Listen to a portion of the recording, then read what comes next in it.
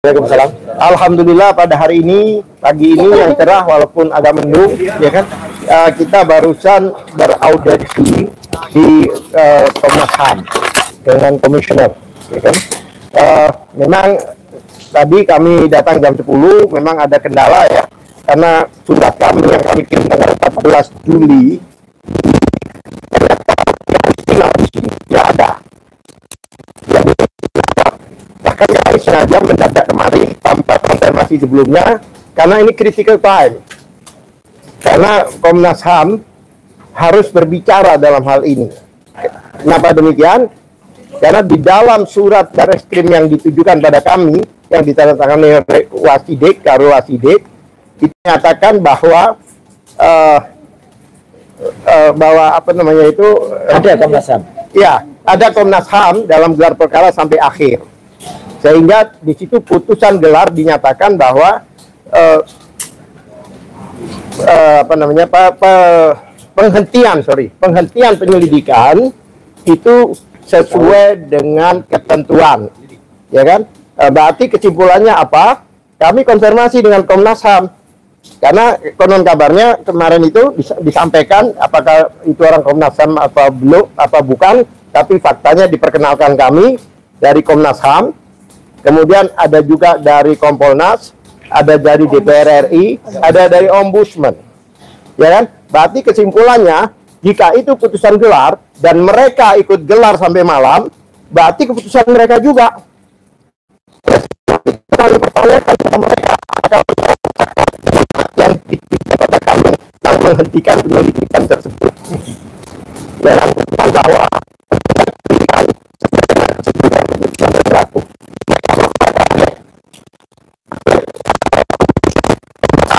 dan Kompolnas mereka belum pernah menerima surat itu.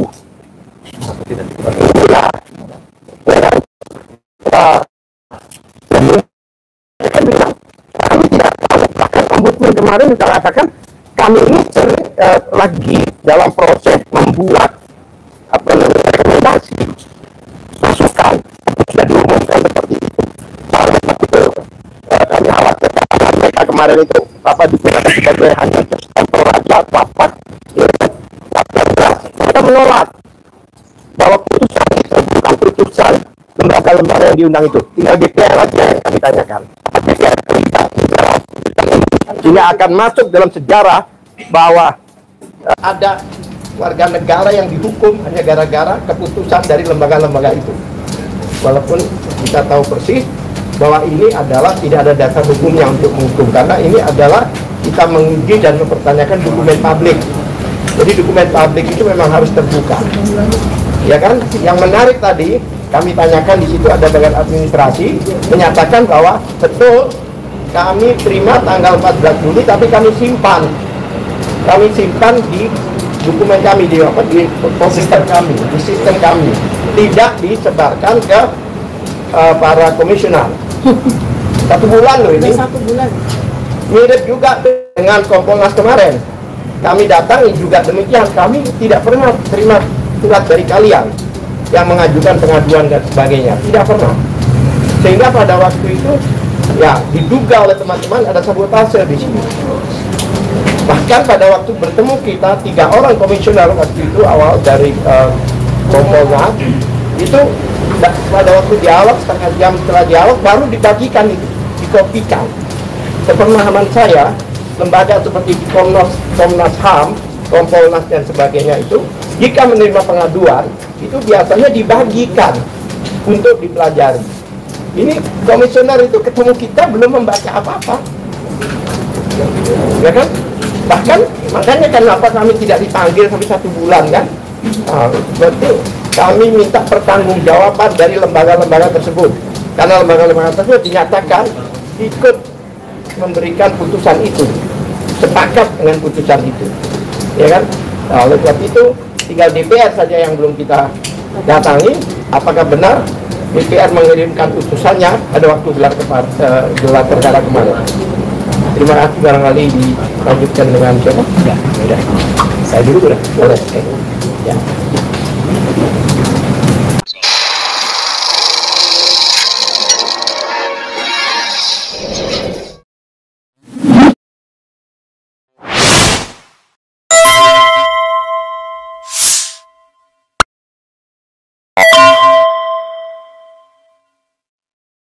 Assalamualaikum warahmatullahi wabarakatuh.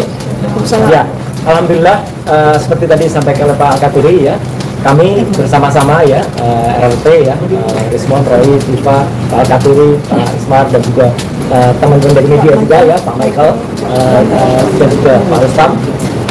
Akhirnya diterima di Komnas HAM di hari ini pada pukul sekitar pukul 11 siang lebih ya, setelah kami menunggu lama ya. Karena apa? Karena ternyata ada sesuatu yang tidak beres pada bagian administrasi di Komnas HAM. Saya ingin ulangi lagi tadi apa yang disampaikan ya.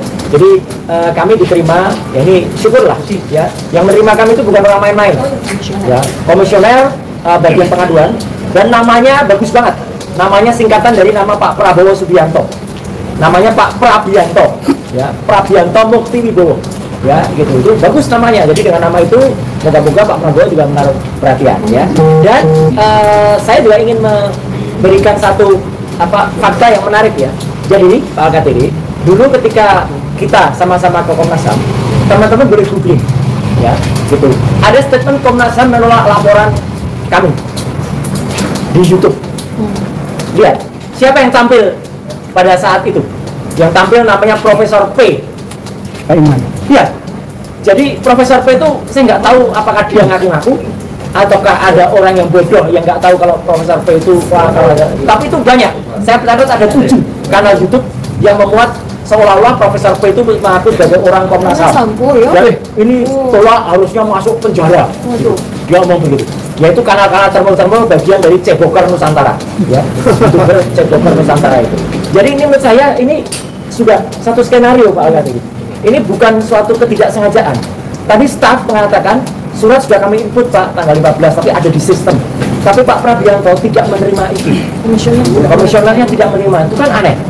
Nah, jadi tadi semoga saja ya, padahal diumumkan di Barreskrim bahwa Komnas HAM ada. Kami khawatir ya, ini terjadi suatu kebohongan besar atau kebohongan besar yang terjadi pada saat gelar perkara khusus. Ada nama Komnas HAM disebut, ada Ombudsman disebut, ada Kompolnas disebut. Padahal kenyataannya Ombudsman dan Kompolnas, teman-teman ketika kita ke sana, saya ke Ombudsman waktu itu juga menyatakan tidak tahu menahu tentang keputusan gelar perkara khusus itu.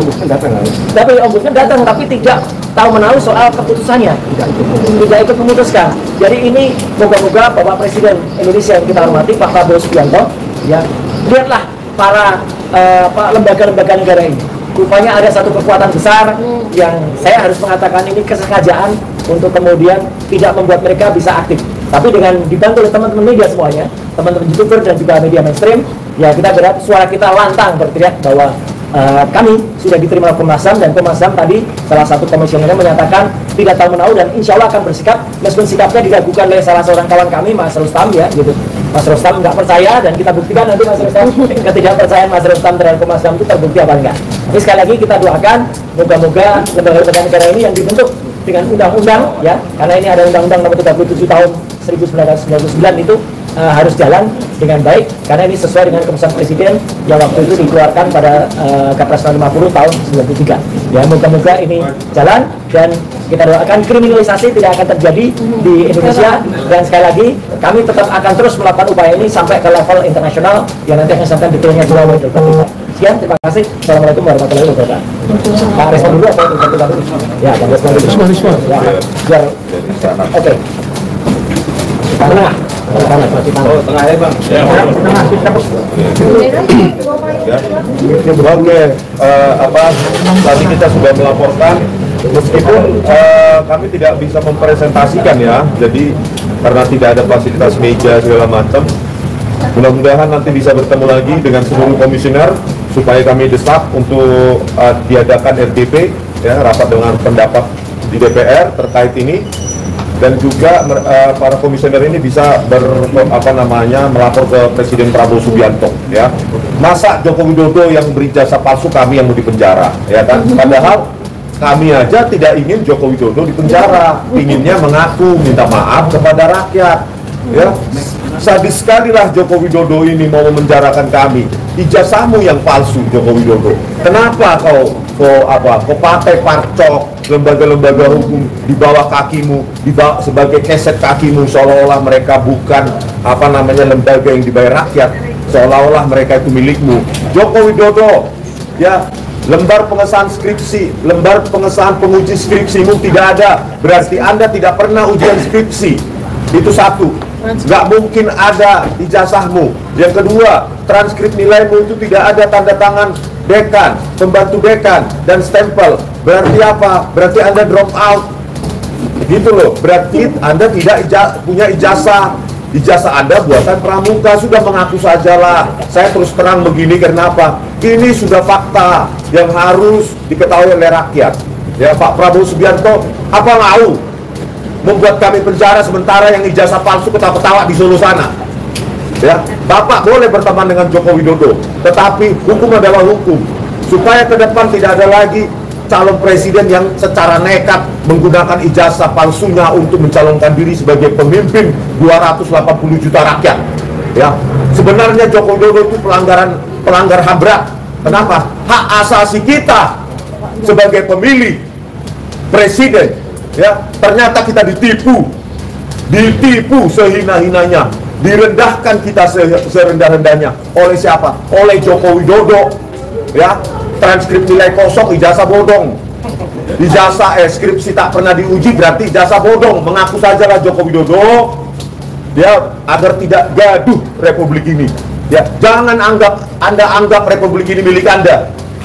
Ya, kami tidak tahu Anda saat itu kecuali diangkat dari gorong-gorong oleh PDIP.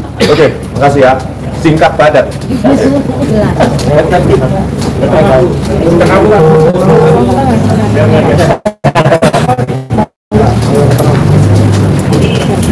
Baik, bismillahirrahmanirrahim. Assalamualaikum warahmatullahi wabarakatuh. Ya, teman-teman semuanya, saya akan lengkapi apa yang tadi terjadi di ruangan, di mana mungkin sebagian besar dari teman-teman media belum hadir tadi ya. Jadi penekanannya adalah pertama adalah kenapa kami mesti ke Komnas HAM? Karena kami sudah bersurat sebanyak 3 kali dan tidak ada respon. Ini adalah sebuah public scrutiny, artinya kita berhak untuk melakukan komplain, aduan kepada komisi-komisi yang dibayar oleh uang pajak, oleh uang rakyat. Karena mereka ternyata tidak bekerja sebagaimana yang dibutuhkan oleh rakyat. Kami para tokoh diperlakukan seperti ini. Bagaimana dengan rakyat yang biasa, yang mengadu karena ada sebuah kejadian pelanggaran hak asasi manusia. Kemudian yang kedua, kami juga ingin melakukan konfirmasi kepada Komnas HAM karena menurut yang kami tahu ya dari acara gelar perkara khusus bahwa Komnas HAM adalah salah satu dari lembaga yang diundang untuk hadir pada gelar perkara khusus, di mana kami berempat ya itu hadir sebagai saksi ahli dan kuasa hukum. Jadi kami tahu persis bahwa di dalam ruangan gelar perkara khusus itu ada Komnas HAM dan kemudian ketika terbit surat penghentian penyidikan oleh Bareskrim, berarti Komnas HAM juga turut terlibat.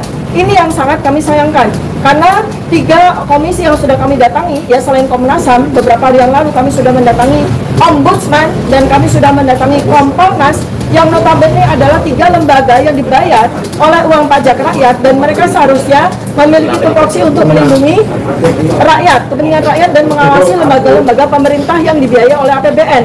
Tetapi yang terjadi adalah bahwa seakan-akan lembaga-lembaga ini justru dikooptasi, diminta untuk berkomplot bersama dengan Joko Widodo. Ini yang sangat kami sayangkan.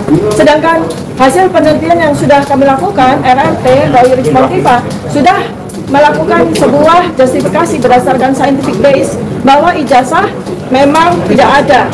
Ijazah asli memang tidak ada, dan kalaupun ada ijazah asli yang diklaim sebagai ijazah asli itu adalah ijazah yang tidak otentik ya. Dan ini laporan dari penelitian itu sudah kami putuskan untuk kami publikasi secara internasional dengan format buku, bukan dengan format jurnal. Sebab kalau dengan format jurnal maka yang membaca hanya kalangan ilmiah saja. Kalau dengan format buku, maka rakyat seluruh Indonesia, bahkan rakyat seluruh dunia bisa membaca, bisa mengakses. Kenapa kami lakukan itu? Supaya tidak terjadi lagi presiden buruk seperti ini, di mana ada pejabat publik yang menggunakan dokumen palsu untuk bisa meraih jabatannya.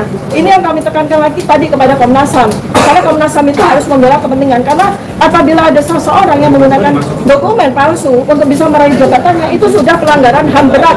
Selain sebuah tindak pidana, itu yang tadi kami tekankan. Dan yang yang berikutnya lagi adalah komisi-komisi yang ada di pemerintah ini, supaya rakyat semua juga tahu, selain dibiayai, didanai gaji-gaji mereka dan fasilitas yang mereka terima dengan uang pajak rakyat, mereka itu punya akses langsung kepada presiden, karena mereka dipilih langsung, mereka dibawa langsung oleh presiden. Jadi kami harapkan adalah seperti yang tadi kami tekankan juga, bahwa komisioner ini yang digaji oleh kita punya akses langsung kepada presiden, sehingga diharapkan bahwa mereka nanti akan memberikan rekomendasi kepada Presiden Prabowo Subianto, supaya Presiden Prabowo Subianto tidak bertindak sebagai presiden seperti rezim sebelumnya yang suka sekali melakukan kriminalisasi kepada para tokoh, kepada para aktivis, kepada orang-orang yang berani untuk bersikap, berani untuk bicara.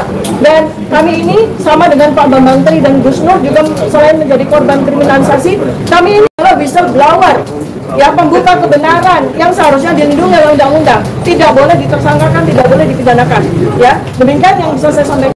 Selanjutnya akan disusul kepada Pak Michael Sinaga sebagai salah satu pelapor dari pihak jurnalis. Terima kasih. Assalamualaikum warahmatullahi wabarakatuh. Saya di tengah aja. Tengah Pak. Masuk TV. TV masuk TV ini sebenarnya jeruk-jeruk makan jeruk ini, tapi nggak apa-apa. Ya, terima kasih kawan-kawan semua dan masyarakat yang menonton. Sebetulnya dari awalnya tidak ada keterlibatan saya di sini, ya. Artinya pada awalnya Polda Metro Jaya mentersangkakan kawan-kawan melaporkan, membuat jadi terlapor, yaitu para peneliti-peneliti di sebelah saya ini.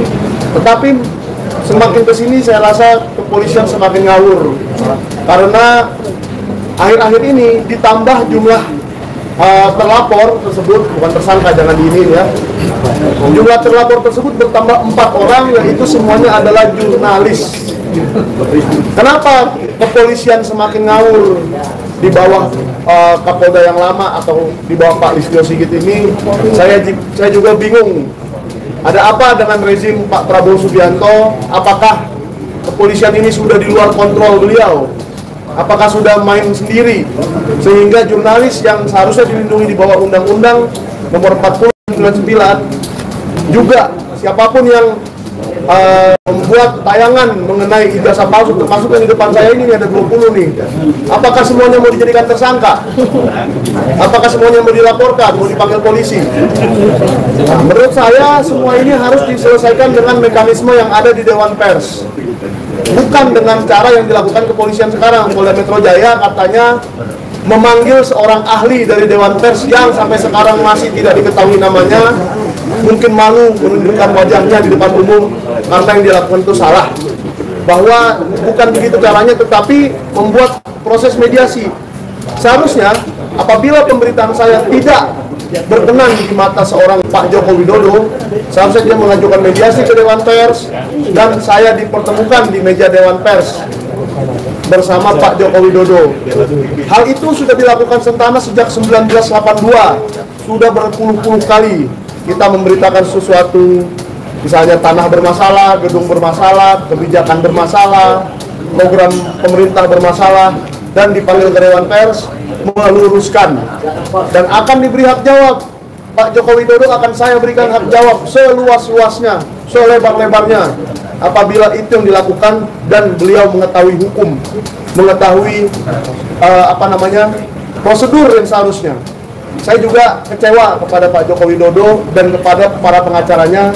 Mereka tidak mengetahui proses hukum, prosedur yang ada untuk mematuhi Undang-Undang Pers. Dan janganlah lagi menyebut-sebut MOU Polri dengan Dewan Pers, karena MOU itu tidak ada artinya dibandingkan undang-undang. Apakah undang-undang mau kita injak-injak hanya demi sebuah MOU yang dibuat, ya mungkin ketiknya cuma 1 hari, ditandatangan oleh 1-2 orang. Apa itu mau melewati undang-undang yang dibuat oleh puluhan anggota DPR berbulan-bulan dengan capek, dengan ahli, dengan keahlian yang besar gitu loh. Jadi kita sebagai masyarakat juga harus jelas, di luar dari orang-orang yang tidak mau mendengar ya, mungkin yang termu-termu tidak mau mendengar, tidak apa-apa. Tapi saya bicara pada masyarakat, apa ini yang benar menurut kalian? Apa ini yang harus kita ikuti terus? Dan apakah ini yang harus dicatat dalam sejarah Indonesia? Pembungkaman pers ini sudah terjadi sejak Orde Baru. Apakah Joko Widodo dan Prabowo Subianto itu mengikut Orde Baru juga? Kita lihat dalam beberapa minggu ke depan, karena saya sangat prihatin bahwa terlapor yang baru, saksi-saksi yang baru, hampir semuanya dari kalangan jurnalistik, hampir semuanya dari kalangan pers.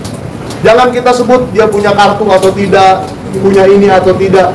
Pers itu adalah sebuah kegiatan jurnalistik, mencari informasi, mengumpulkan fakta. Kalau kita mengumpulkan fakta bisa dipidana, berarti kita akan hidup dalam kebohongan selamanya. Sekian dari saya, terima kasih, dan semoga negara ini bisa membaik ke depannya. Tadi ada beberapa teman-teman yang minta itu ada adegan ulangan sedikit. Saya ulangi, ya, gitu. Jadi kata kuncinya cuma satu, kejujuran dan kenegarawanan. Ya, untuk menjadi presiden Indonesia itu tidak harus sarjana. Jadi kalau memang ijazahmu itu hanya SMA, ya, pakailah baju SMA dan bangga seperti ini. Ya, nah ini Jokowi pakai aja baju SMA dan bangga, nggak usah ngaku-ngaku sarjana, ya, karena nah ini, ya, dengan begini aja bangga kok, ya kan? Ojo sampai ijazahmu Sri Mulat, ya gitu, artinya ojo jangan sampai ijazahnya itu kecandaan, ya. Satu presiden kita sudah ada dulu, mantan presiden yang keempat, kelima maaf, yang menunjukkan beliau pernah disempat tapi kemudian tidak selesai, tapi jujur, ya. Pakai aja ijazah SMA-nya. Nah ini ada yang nggak punya ijazah perguruan tinggi tapi mau ngaku-ngaku. Ya, jadi ini sindiran terhadap orang yang sebenarnya bukan sarjana. Ya, ojo sampai ijazahmu Sri Mulatan. Itu. Ojo senggol iki sensitif. Terima kasih. Oke, terima kasih. Ada Pak Rustam? Ada Pak Rustam. Tambahan.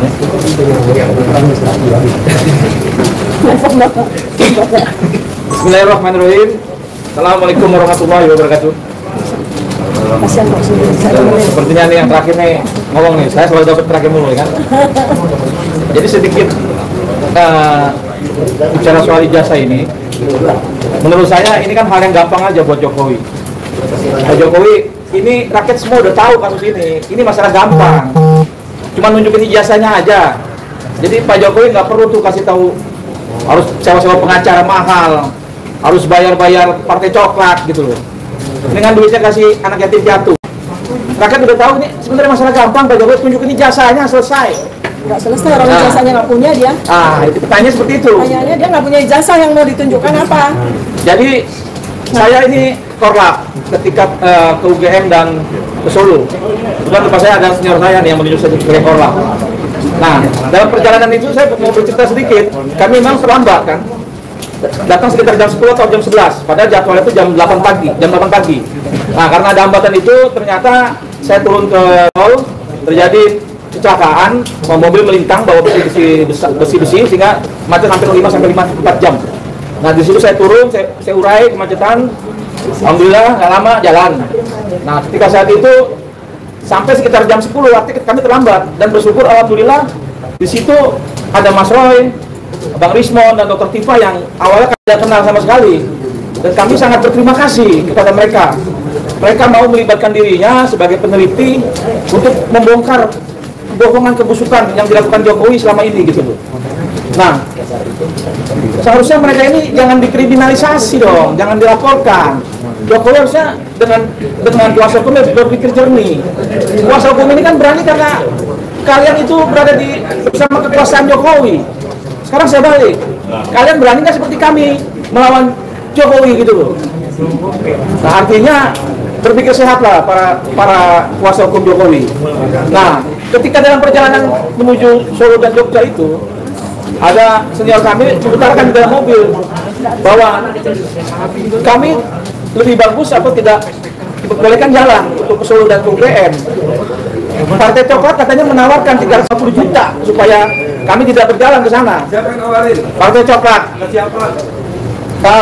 Kemarin itu adalah. Nah, dia bikin protes juga, dia bilang seperti itu. Artinya apa? Semua ini sudah diatur gitu loh oleh pendukung Jokowi gitu loh. 350 juta itu kan bukan duit sedikit. Kalau kita mata duitan pasti kita nggak jalan. Tapi untuk membongkar semuanya, alhamdulillah kita tekadkan diri kita jalan bergerak ke sana. Dan saya dari situ saya berpikir, oh berarti ini Jokowi ini bukan main sendiri nih, mereka gerakan institusi lain gitu loh. Nah, dengar lagi isunya Pasar Pramuka. Di Pasar Pramuka, saya juga ketemu kawan saya, aktivis juga, dicerita sama saya. Dia bilang, ini saya duga ini ya, dia bilang sama saya, Bang, yang bikin ijazah Jokowi itu namanya Eko Sulistyo. Emang kalau bisa tahu ya, saya ikut kesana kesini gitu loh. Dan pada suatu hari saya ketemu si Profesor Paiman di Polda Metro tuh, ketika melaporkan Bang Bitor ya. Saya bilang enggak ke Paiman, Bang izin Bang, saya mau ngomong, saya dapat informasi bahwasanya yang bikin ijazah itu namanya Eko Sulistyo. Kalau abang nggak percaya, kita samperin, kita kejar ke Solo. Si Paiman tuh mukanya merah, ketakutan, emang mau menghindar dari saya. Nah, sebelah saya ada si Parat Abbas tuh. Nih, saya udah ngomong Parat Abbas, kita mau cari si Eko Sulistyo. Parat Abbas tinggalin saya. Nah, artinya saya menduga ini memang keterlibatan orang-orang geng Solo ini, terutama si Eko ini harus diselidiki. Polisi ini harus panggil nih Eko Sulistyo ini. Nanti saya panggil kalau saya ngomong sama saya, kita pertemukan. Dan satu lagi yang saya dapat informasi setelah Pak Roy Suryo itu meneliti bahwa foto itu yang di ijazah Jokowi adalah fotonya Dumatno. Ponakan saya, temannya anaknya Dumatno, dia telepon saya, Om, ini teman saya anaknya Dumatno. Dia bilang kalau itu emang foto bapaknya. Ah, ini bagaimana? Polisi harus panggil nih, jangan cuma bisa menjadikan kami terlapor tapi nggak melakukan apa-apa. Saya siap dipanggil polisi kalau memang mempertanyakan ini. Jadi harus jelas, polisi harus berada di tengah-tengah menjalankan tugasnya. Jangan mengkriminalisasi kami yang berani membongkar ijazah Jokowi. Listio Sigit aja nggak berani bongkar ijazah Jokowi. Polda, ini ada anak bangsa yang mau berjuang, mau dikriminalisasi, mau ditangkap katanya puluhan orang. Kan artinya ini negara udah rusak. Jangan sampai negara ini gara-gara Jokowi semuanya rusak. Saya yakinkan ini di rezim Prabowo ini saya yakin nggak akan terjadi penangkapan aktivis, akademisi dan lain-lain. Jokowi jangan merusak loh, jangan mengganggu kepemimpinan Prabowo. Ini bahaya untuk kepemimpinan Prabowo kalau Jokowi mengganggu. Artinya Pak Prabowo harus segera menuntutkan jasa ini. Walaupun Jokowi kemarin berjasa, udah lupakan, ini udah selesai masalah Pilpres. Hari ini saya yakin Prabowo ini presiden Indonesia yang baik. Jadi hal-hal kayak gitu saya yakin bisa menyelesaikan. Kalau memang Jokowi salah, ya harus dibilang salah, jangan dilindungi. Bahaya sekali negara ini melindungi orang-orang salah, dilindungi. Kasihan rakyat, kasihan nanti orang-orang seperti kita-kita ini yang berani melawan kezaliman pemimpinnya nggak bagus tapi dikriminalisasi. Kedepannya negara ini akan ada berani lagi, artinya akan lebih rusak lagi dari sekarang. Nah, oleh karena itu kepada Kapolri Pak Listio Sigit yang menggantikan Kapolda Bercen dan lain-lain, ini apa maksud dan tujuannya? Kalau memang mau membuat sesuatu yang baik, menyelesaikan masalah ijazah sebaik-baiknya, jangan ada sesuatu di balik itu. Kalau memang ada sesuatu lebih baik Pak Prabowo tolong Kapolrinya dicopot Pak Prabowo, karena udah nggak netral hari ini Kapolri. Kapolri bukan di jalan yang benar. Saya yang dulu di tahun 98 juga kecewa. Kami perubahan yang baik, bukan tambah lama tambah rusak. 10 tahun Presiden Jokowi ini tambah rusak lebih parah dari Orde Baru. Semua aktivis ngomong seperti itu. Jadi Pak Prabowo tolong jangan kecewakan rakyat Indonesia. Berfungsilah sebagai presiden yang nantinya akan dikenang oleh rakyat sebagai presiden yang betul-betul menjalankan tugasnya dengan baik, mensejahterakan rakyatnya. Yang salah harus bilang salah, benar harus dilindungi. Semacam ini, Dokter Tifa ini, masa ibu-ibu ini dikriminalisasi dengan kajian ilmunya? Kan aneh, artinya Jokowi udah kalah ini. Udah ketakutan kalau ijazahnya betul-betul nggak ada nih saya rasa nih. Semua mau semua dikriminalisasi. Kalau Jokowi ada saya rasa nggak kayak gini, pasti dikasih tahu. Rakyat nggak bodoh, lu mau bikin acara reuni apapun rakyat tahu. Nggak berfungsi, nggak berguna, orang ijazahnya nggak dilihatin kok. Seperti itu. Terima kasih.